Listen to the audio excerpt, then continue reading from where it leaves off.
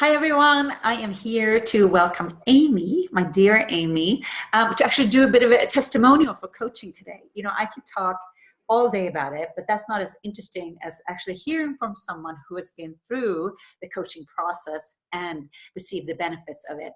And Amy is freshly graduated from the University of Texas at Austin with a journalism degree. Whoop, whoop, whoop.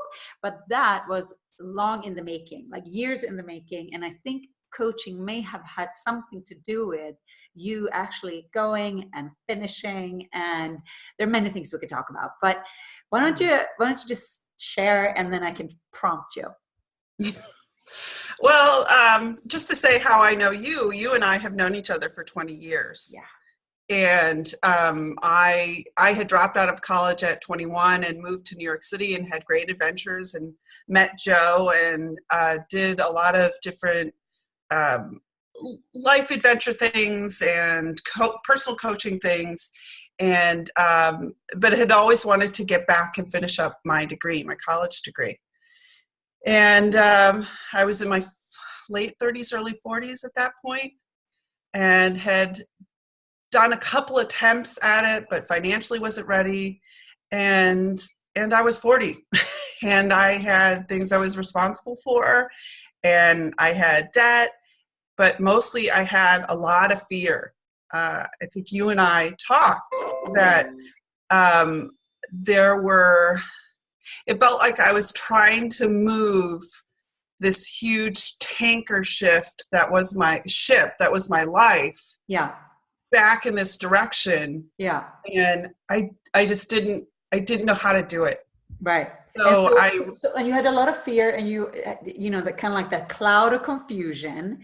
So if you look at the gap between where you were before the journey began, right? Before you kind of not only listened, but actually took it in and practiced what you learned as you developed yourself and went through personal development. What's the gap? Like, what do you know now? Who are you that you were not then? like who that I wasn't then, that I couldn't get the school dream started again? Well, yeah, but like the person you are today is not the same. No. The one that was fearful and was standing in front of this huge immovable mountain. Oy. One of the things, I don't know if this directly answers it, but so skip forward. It's the first semester or so that I'm there, and I'm in the dream. I am full-time school. I'm at this great college at the University of Texas at Austin, Hook 'em Horns, and I'm going to an English class, and we're learning about all these different authors, and I'm coming out, and it's torrential downpour. It's miserable out, and I'm still happy. It gets me choked up. And that, strangely, in that moment, I was like, oh, this is what it means to have a dream. Because what my life looked like then was, I used to work at a nice law firm. I used to have covered parking. I used to wear nice shoes and nice dresses. That day, I looked like crap. I had on sweat. Like a college student. Like a good college student. I had everything on my back. I don't know. At 40, and like the kids are on their phones. No one's holding the door for you. Right. And I had to walk truly, literally a mile to and from my car because parking's so terrible there. And it hit me that that's what it takes to make a dream happen. That for 20 plus years, I had this dream that was really the fantasy of what it was going to be like to go back to school. It was going to be like paper chase, which is a reference that someone under 30 is not going to get, but it's old time school, college experience. Professors are asking you what you want to do. Fellow students were gathering together, and it's just, something out of an Ivy League college experience. And really what it was for me, it was tough. It was It was physically draining. I had to walk everywhere. It's very hot here in Texas, so half the time I'm in 100-degree heat. I'm very pale, if you haven't noticed. So I was burning up. I was having to wear parasols. I looked ridiculous. I had this ginormous backpack on. I had sweatpants on. I couldn't feel or look more unattractive. Right. And it was taking everything I had financially, mentally, emotionally to make this dream happen. But I was also so happy at the same time. And it hit me that what it took to make this dream happen was giving up the fantasy of what it was going to be about, and just getting into the brass tactics of what it was going to take to make this happen. And working with you really helped me over the edge, because I was just in fantasy land. Well, I'm trying to remember some of our tough conversations that like got you out of fantasy. I mean, I think one was. I remember that. You remember? All right, you tell. I'm going to you tell.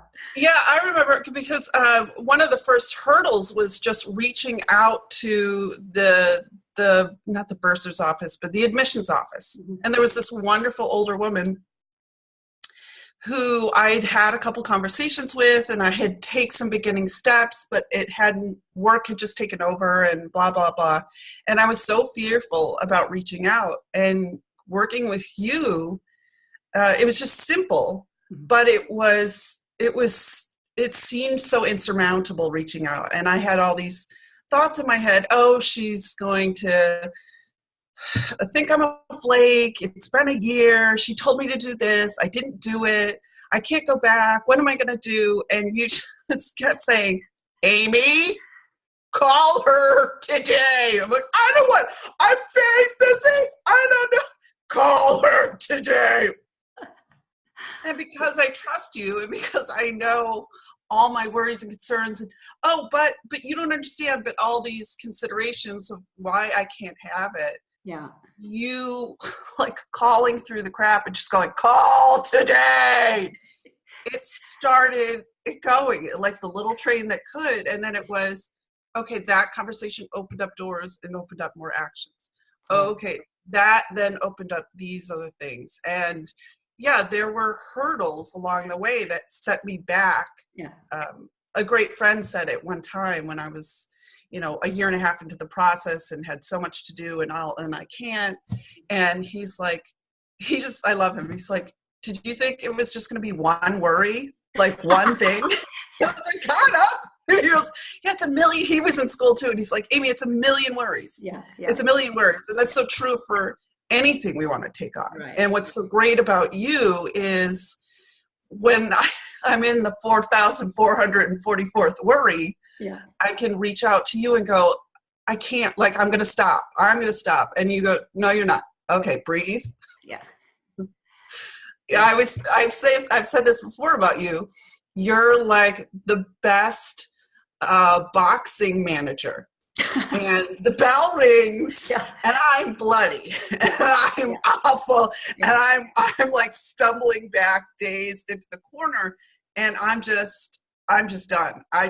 I'm done. But you want the title. That's the thing, right? You want that title. Like you want to win. And I was also thinking about a big stop for people is the money, right? Oh, but the money. And even that almost everyone has money issues. I mean, pretty much everyone has something going on in that department. Then everybody just accepts that. Oh yeah. Oh, you don't have any money. Oh, okay. Except a dream takes money. And it shaves a little bit. It hurts a little. It does. It hurts a bit because usually free or cheap is usually not that high quality, I'm afraid. Because usually the people who service you, who pay a lot, is because they paid a lot for their education, right? So my point is that I remember you defending your 401k fiercely. You're like, but I worked for my 401k. And I'm like, well, when are you going to spend it exactly? Like, are you really going to have it for like when you get older? Is that what we're looking like?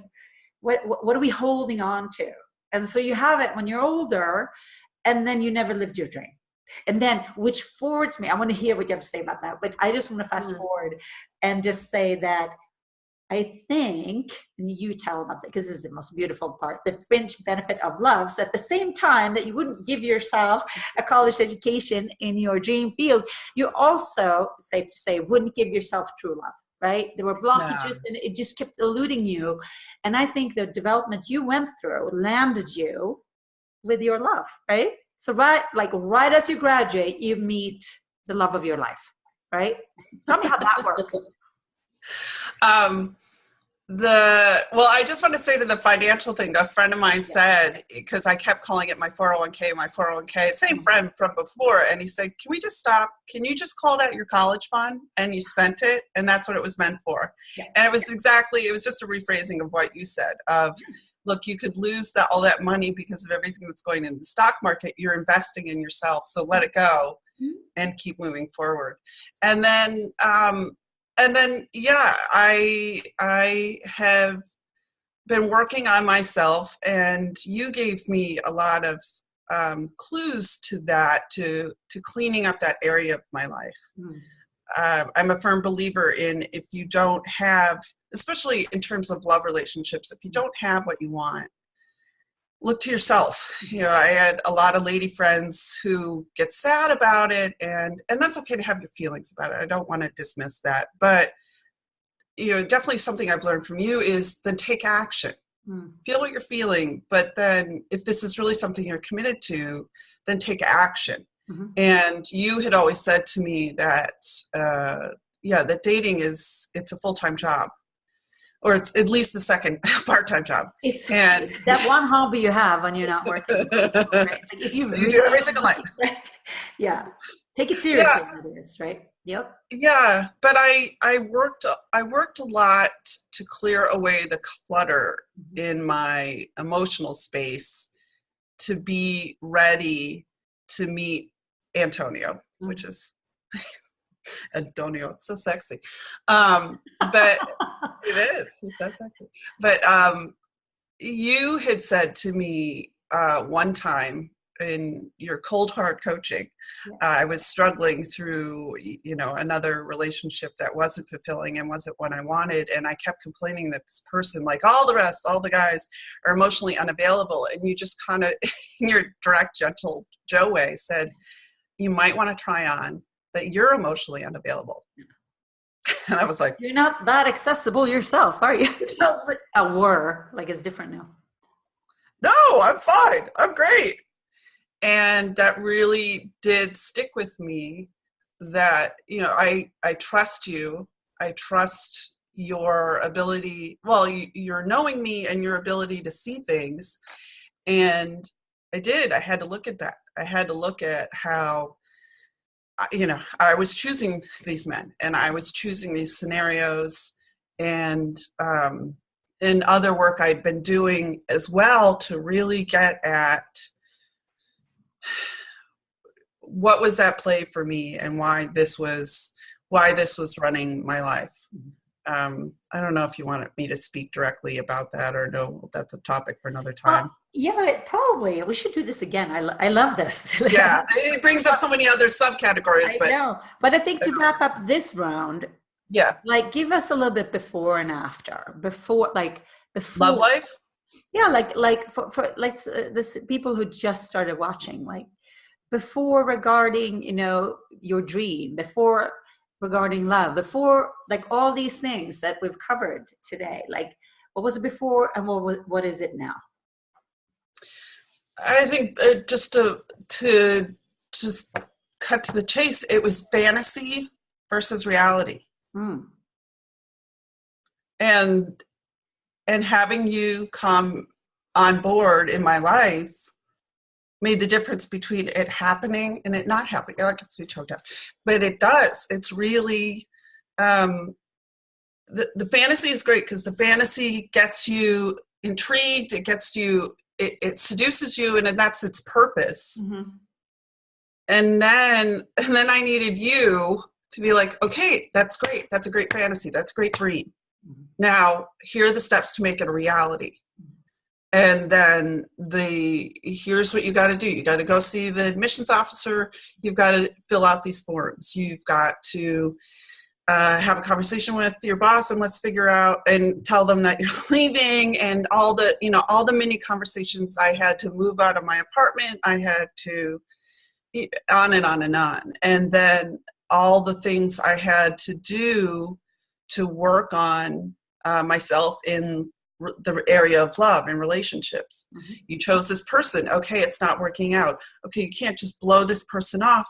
You need to have a conversation with that person and end it cleanly. And then let's go back.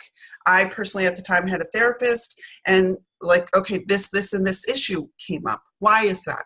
Okay, let's look at those things. Mm-hmm. Okay, what is that about for you? Why, Amy, are you doing that? Mm-hmm. Okay, great. Okay, now you're nervous. Now you, like, I want to hide. I want to, like, there's nothing wrong with being single. You get to do what you want to do when you want to do it. But you helped me, like, come on. Okay, how many dates are you going to go on this week? Yeah. How many people are you going to reach out to on Tinder? I also had a friend who pulled me onto Tinder and the other swiping dating apps, and she made it fun. I didn't want to, but then I had a buddy. And we would trade funny things, and she would share about her dates, and then it made it safe. So it's taking action, and then having a person in my life who was committed to me having the same things I wanted. And my friend was great and kept it fun, but I felt on the hook and committed to you. Like, I knew I didn't want to disappoint you, which sounds weird. But it's kind of good. I don't care what your motivation is. We care about the result. Unless it harms anybody, it doesn't harm anybody. Like, help.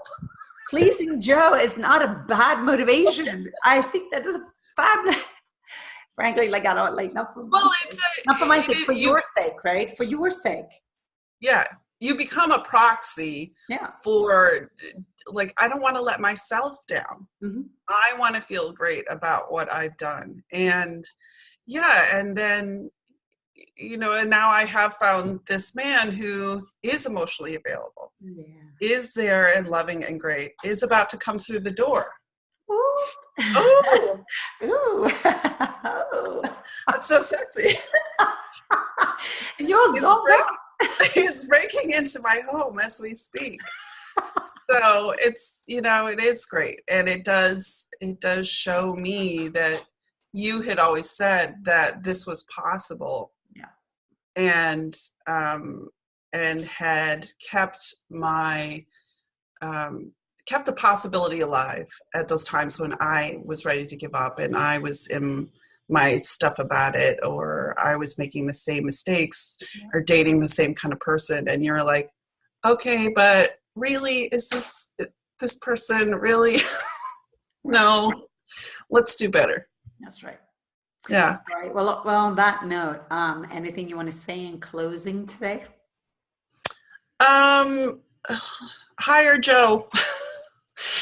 It just, it kept me working with Joe, kept me consistent. It kept me on track, and it had me cause things in my life that I didn't think I was going to have. Didn't think were possible, or would have just taken a long ass time. A lot longer. I mean, that's what a coach does for you. So I think for everybody, yes, thank you so much, Amy. And it's important for everybody to find someone that you connect with, but connect with someone. If you connect with me, great. Like, if you connect with someone else, great. Like, but when there is that deep connection, and when you feel you have someone in your corner, you can really do anything. So, so thank you so much for today, Amy. Thank you. Thank you. Mwah.